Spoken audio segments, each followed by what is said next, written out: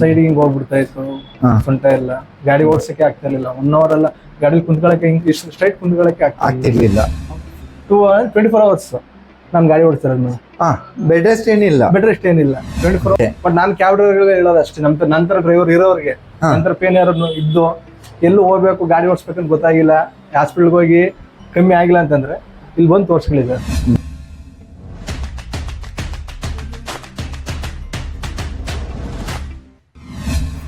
ಅಸ್ಸಲಾಮು ಅಲೈಕುಮ್ ವರಹಮತುಲ್ಲಾಹಿ ವಬರ್ಕಾತು. ಎಲ್ಲರಿಗೂ ನಮಸ್ಕಾರ. ನೋಡಿ, ಒಂದು ಫ್ರೆಶ್ ಕೇಸು.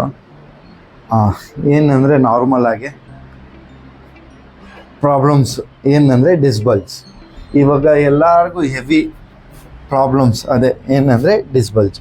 ನೋಡಿ, ಇಲ್ಲಿ ಕ್ಯಾಲ್ಶಿಯಮ್ ಪ್ರಾಬ್ಲಮ್ಮು ಬಲ್ಜ್ ಆಗಿ ನರಾಗಿ ಟಚ್ ಆಗಿ ಇಲ್ಲಿ ಸರ್ವೈಕಲ್ ಇದೆ ಮತ್ತು ಲೋವರು ಇದೆ. ಓಕೆ, ಮೇಲೆ ನೆಕ್ಕು ಅದೆಲ್ಲ. ಮತ್ತು ನೋಡಿ, ಈ ರೀತಿ ಪ್ರಾಬ್ಲಮ್ಸ್ ಇವರಿಗೆ. ನಮಸ್ತೆ ಸರ್. ನಮಸ್ಕಾರ ಸರ್. ಏನು ಹೆಸರು? ಶ್ರೀಧರ್ ಅಂತ. ಎಲ್ಲಿಂದ ಸರ್ ತಾವು? ನಮ್ದು ಸ್ವಂತ ಕೊಳ್ಳೇಗಾಲ. ನಾನಿರೋದು ಬೆಂಗಳೂರಲ್ಲಿ cab driver. Bengaluru. Okay okay. ನನಗೆ 1.5 ವರ್ಷ 2 ವರ್ಷದಿಂದ ಪೇನ್ ಇತ್ತು, ಬ್ಯಾಕ್ ಪೇನ್.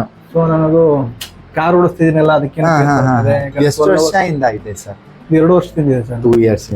Okay okay. ಈಗ ನಾವು ಕ್ಯಾಬ್ ಓಡಿಸ್ತಾ ಇರ್ತೀವಿ, 12 hours 14 hours 16 hours.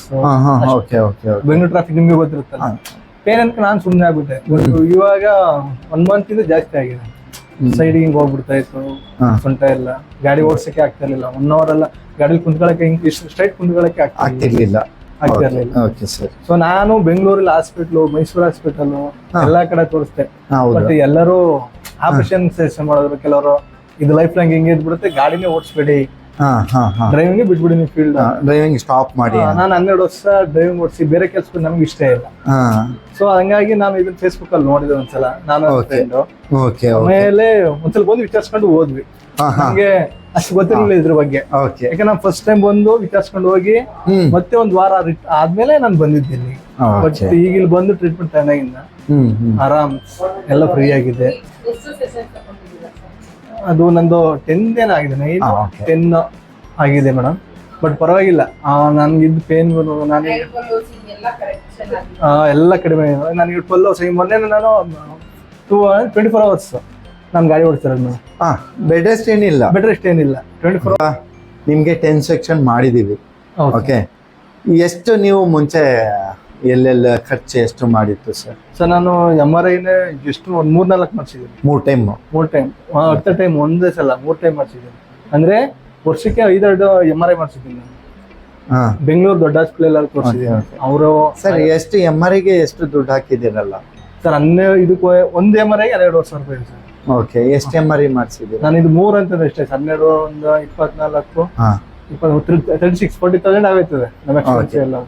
Okay sir, ಇವಾಗ ಲಾಸ್ಟ್ MRI ಯಾವಾಗ ಮಾಡಿಸಿದ್ರು ಸರ್? ಲಾಸ್ಟ್ MRI ನಾನು 2 months, ನಾನು ಇಲ್ಲಿ ಬರೋಕ್ಕೆ ಮುಂಚೆ ಮಾಡಿಸ್ಕೊಂಡು ಬಂದೆ. ಓಕೆ ಸರ್, ಇವಾಗ ನಿಮ್ಗೆ ಅಷ್ಟು 2 years ನೀವು ಬೆಡ್ ರೆಸ್ಟ್ ಓಡ್ಸಕ್ಕೆ ಆಗ್ತಿರ್ಲಿಲ್ಲ, ಅದೆಲ್ಲ ಮಾಡಿದ್ದು ಸರ್. ಇವಾಗ ಆಕ್ಚುಲಿ ನಮ್ಮ ಹತ್ರ ನೋ ಬೆಡ್ ರೆಸ್ಟ್ ಅಲ್ವಾ ಸರ್? ನೀವು ಹೇಳಿದ್ರಿ ಬೆಡ್ ರೆಸ್ಟ್ ಬೇಡ, ಗಾಡಿ ಓಡಿಸ್ಬೋದು ಅಂತಾನೆ ಹೇಳಿದ್ರೆ, ನಾನು ಅದೇ ತರ ಮಾಡಿದ್ದೀನಿ. ಬಟ್ ನನಗೇನು ಅಷ್ಟೊಂದು ಪೇನ್ ಇಲ್ಲ ಸರ್, ಆರಾಮಾಗಿ ಓಡಿಸ್. ಇವಾಗ ಎಷ್ಟು ಅವರ್ ಗಾಡಿ ಓಡಿಸ್ತಿದ್ದೀವಿ? 12 hours ಗಾಡಿ ಓಡಿಸ್. ಪೇನ್ ಏನಿಲ್ಲ ಸರ್. ಓಕೆ, ಪೇನ್ ಇಲ್ಲ. ಮತ್ತೆ ಫಸ್ಟ್ ಎಲ್ಲ ಹಿಂಗೆ ಅಂದ್ರೆ ನಾನೇ ಶೇಕ್ ಮಾಡ್ತಾ ಇದ್ದೆ. ನೀವು ವಾಕ್ 1 ಟೈಮ್ ಮಾಡ್ಕೊಂಡು ತೋರಿಸಿ ಸರ್. ಈಗ ಸ್ಟ್ರೈಟ್ ಇದೆ ಅಲ್ವಾ ಸರ್? ಓಕೆ ಸರ್, ಫಸ್ಟ್ ನನಗೆ ಪೇನ್ ಬಂದಾಗೆ ಹಿಂಗೆ ಆಗ್ಬಿಡ್ತಾ ಇತ್ತು, ಹಿಂಗೆ ನಡೀತಾ ಇದೆ ಹಿಂಗೆ. ಈಗ ಸ್ಟ್ರೈಟ್ ಇದ್ದೀರಾ. ಏನ್ ಹೇಳಕ್ಕೆ ಇಷ್ಟಪಡ್ತೀರಾ ಸರ್? ನಾನೇ ಎಲ್ಲಾ ಕಡೆ ಸ್ವಲ್ಪ ಭಯ ಇರ್ತದೆ ಜನಕ್ಕೆ.